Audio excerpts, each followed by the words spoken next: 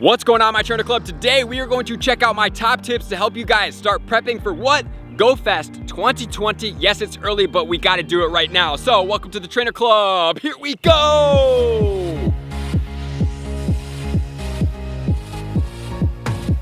Welcome back, everybody. Let me know in the comments below, did you buy your GoFest ticket? Are you ready for GoFest? Because today what we are doing is going to start getting you prepped and ready for GoFest. And I know some of you guys may be like, Billy, it is way too early to start prepping for that. No, my friends, it is not, because I want you guys to have the most lucrative day ever. So just think about it. We're approximately a little under a month away. Oftentimes, there will be a calm day and I will give you guys a pre-prep video 2 to 3 weeks in advance if we have that allotted time and if they release the details in a timely fashion. So, GoFest 25th and 26th is when the event is going to take place. It's going to be for 10 hours. That is a seriously large amount of time for 2 days.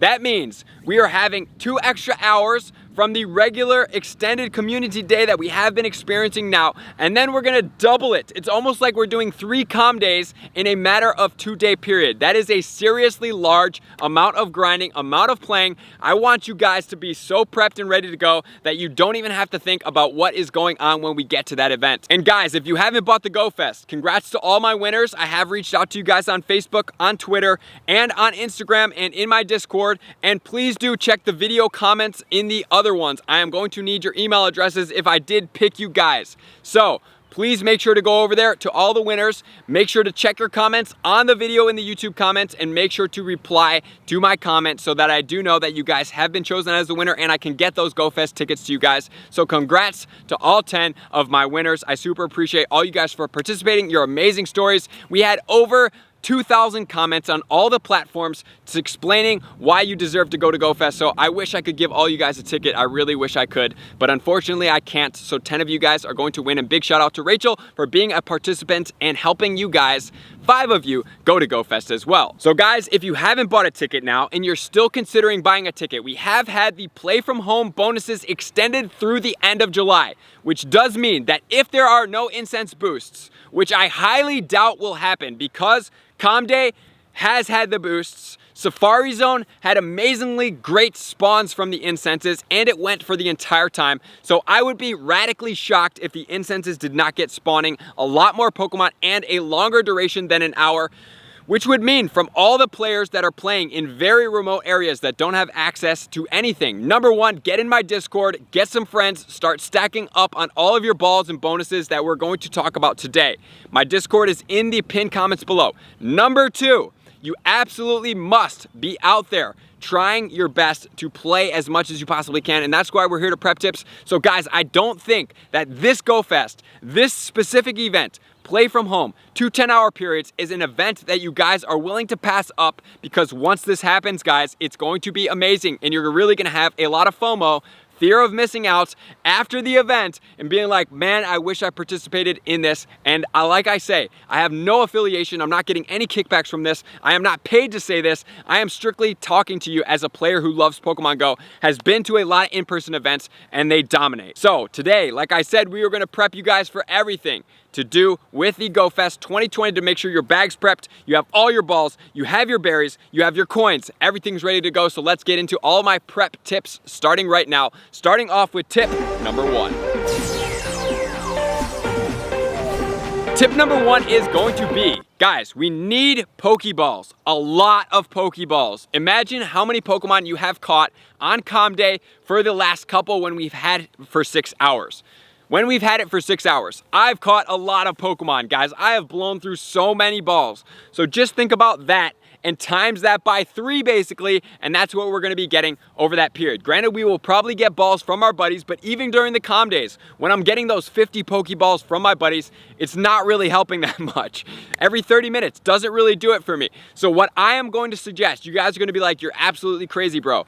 You need to have close to 1,000 Ultra Balls. If your bag is not that big, just tone it down, get as many as you can. But guys, this is a great time, which we will talk about in my next tip, which is gonna be how to start increasing your bag without paying for it, but you have to start getting your balls up.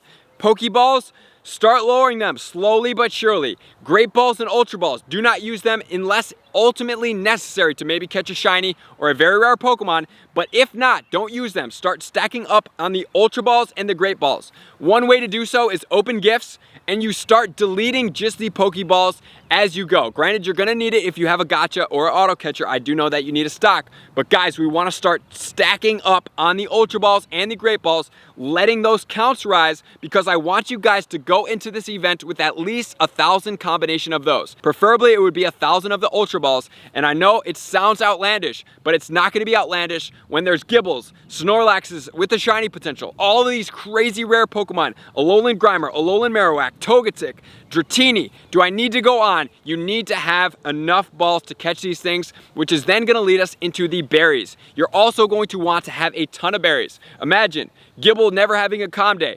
You have Gibble spawning like calm days in GoFest. You're going to need to have as many pineapple berries as you possibly can stack in your bag. Lower down on the raspberries, the Nanab berries, you can start stocking up on a little bit more of the golden raspberries and the silver pineapple berries, right? Those are really good too, because every Snorlax that you see that's gonna be shiny, if it does have a shiny potential, you're gonna wanna give it a golden raspberry. So you're definitely gonna wanna have those.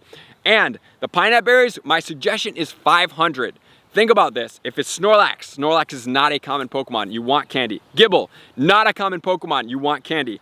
And if you don't have a lot of candy, Togetic is also going to be out there, which is a little bit harder of a Pokemon to catch, which is why you want the Ultra Balls. Snorlax is typically harder to catch as well. So having the right amount of Great Balls, Ultra Balls, and Pineapple Berries is really going to help you guys succeed. So start stacking your bag and leveraging it in the high quality balls and Pineapple Berries to make sure that you max out and take full advantage of GoFest, which is then going to lead us to tip number 2. Tip number 2 is going to be, guys, when we are going into GoFest, this is going to be for the players that may not want to spend coins, or even the players that do spend coins. Guys, make sure to gym every single day and get your gym coins. Meaning, unless we get the newer update, you're gonna need to have your Pokemon in gyms for 8 hours on a daily basis. The Pokemon has to get kicked out. If you want my full details up here, because let's call it July 1st, we have 25 days until GoFest.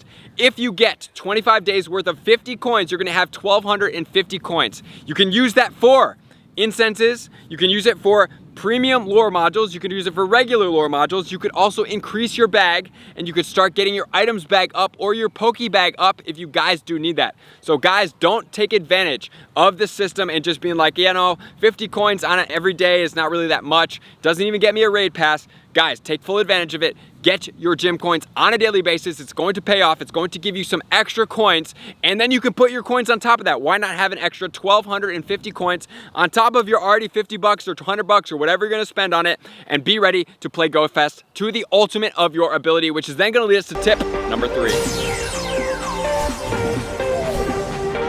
Tip number 3 is gonna be one of my favorite things that we always talk about. If you guys do wanna check out my video up here, you can do so. It's gonna be a very tender topic for a lot of you guys. I am going to challenge you to clear the heck out of your bag. What I mean by that is try to clear at least 40% of your bag space out, because guys, like I said, and I mentioned before, the Pokemon, Gibble, Snorlax, Togetic, Dratini, Alolan Marowak, Alolan Grimer, do you really want to have bag space problems while you're stacking up on PvP IVs, you're stacking up on new shinies, you're stacking up on candy? Do you really want to keep going back every hour and missing out on 5 to 10 minutes and accumulating that 5 to 10 minutes every hour over the entire span of 2 10-hour periods is going to add up quite quick. If you do that 5 minutes for 20 hours, that is going to be 100 minutes of taking away from your game time.